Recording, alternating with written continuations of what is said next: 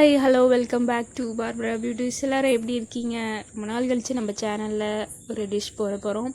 அது என்ன அப்படின்னா, வெந்தய குழம்பு. காய்கறி இல்லாத நேரத்தில் வெங்காயம் பூண்டை வச்சு நம்ம எப்படி சமையல் செய்யலாம் அப்படிங்கிறத இன்றைக்கி பார்க்க போகிறோம். அதுக்கு என்னென்ன பொருள் தேவை அப்படிங்கிறத வாங்க பார்க்கலாம்.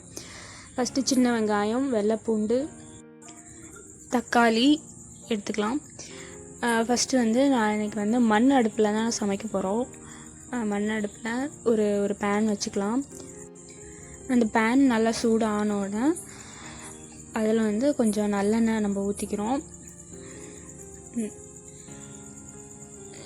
நல்லெண்ணெயோட பாதி அளவு நம்ம விளக்கெண்ணெய் எடுத்துக்கிறோம். எண்ணெய் நல்லா காஞ்சோன்னே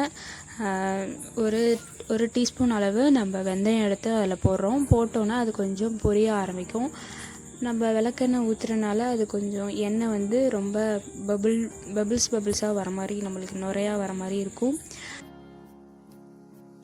அதுக்கப்புறம் பூண்டு போடணும். பூண்டு நல்லா இந்த பூண்டு நல்லா வதங்கணும். எண்ணெயில் நல்லா வதக்கி எடுத்துக்கலாம். அதுக்கப்புறம் நம்ம சின்ன வெங்காயம் கொஞ்சம் சேர்த்துக்கலாம். இதுவும் நல்லா வதங்கட்டும். பூண்டு வெங்காயம் நல்லா ப்ரௌன் கலரில் வர மாதிரி, பொன் நிறத்தில் வர மாதிரி நம்ம வதக்கி எடுத்துக்கலாம். பாருங்கள், நான் அந்த வெந்தயத்தோட பூண்டு வெங்காயம் நல்லாவே வதங்கிருச்சு. அதுக்கப்புறம் தக்காளி நம்ம சேர்த்துக்கலாம். நான் ஒரு 2 தக்காளி தான் எடுத்திருக்கேன். அந்த 2 தக்காளியை சின்ன சின்னதாக கட் பண்ணி அதையும் நம்ம வதக்கி எடுத்துக்குவோம். தக்காளி வதங்கிறதுக்கு நம்ம கொஞ்சம் கல்லுப்பு போட்டுக்கலாம். நம்மளுக்கு தேவையான அளவு கல்லுப்பையும் அதோடு சேர்த்து போட்டுக்கலாம்.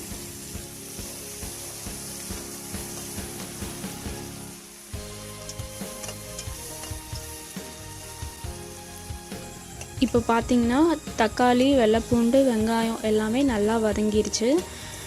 வதங்கினதுக்கப்புறம் நம்ம என்ன பண்ணுறோம், 1 டீஸ்பூன் மஞ்சள்தூள், 1 டீஸ்பூன் மிளகாய்த்தூள், 3 டீஸ்பூன் கொத்தமல்லி தூள், இது 3ஐயும் நம்ம போட்டு மிக்ஸ் பண்ணி அதையும் கொஞ்சம் நேரம் வதங்க விடுவோம்.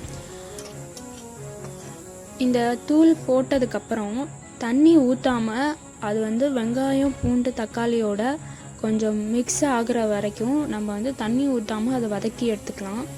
ஒரு 2 நிமிஷம் இதே கண்டிஷனில் வச்சுருங்க. அதுக்கப்புறம் நம்ம புளி தண்ணி கொஞ்சம் சேர்த்துக்கலாம்.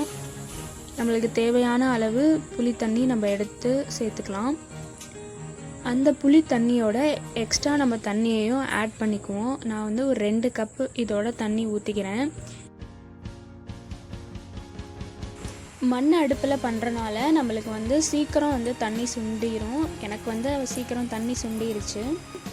இவ்வளோ தண்ணி நான் ஊற்றிருக்கேன். 5 நிமிஷத்துக்கு ஒரு தடவை நான் அதை உங்களுக்கு இப்போ காட்டுறேன். நல்லா கொதிச்சுட்ருக்கு.